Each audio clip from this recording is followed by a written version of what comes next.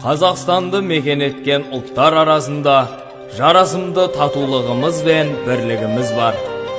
Бүгінде көптеген ұлт пен ұлыстар бір үйдің баласындай тату тәтті ғұмыр кешуде.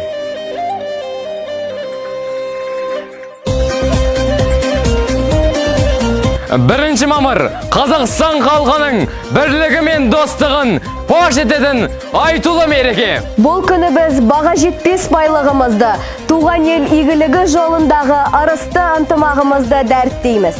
Заманында қазақтың дархан даласы көптеген ұлттарға пана болған. Соның нәтижесінде қазақ жері бауырластар мекені достықтың құтты атанды. Қуаныштан желкілдейтін түндігін, бар қазақтың бірлік тойы күн бүгін.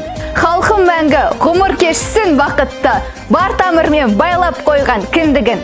Кең байтақ жеріміз, татулық тұрағы, бауырмал еліміз ынтымақ ұраны. Жаңғыртып таланы, шырқап ән салады, халықтар достығы, бірліктің қамалы.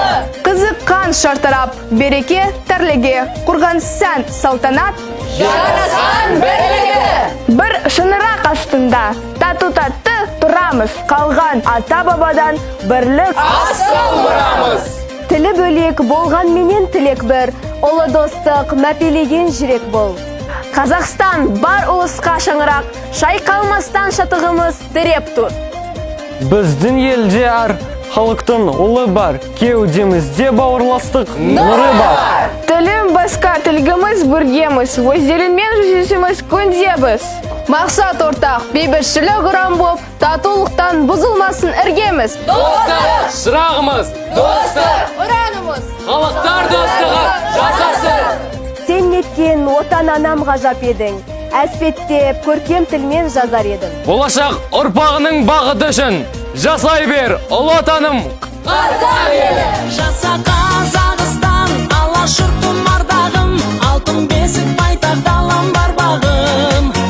Жаса Қазақстан, ата мекен тұрағым, көк аспанда желбіре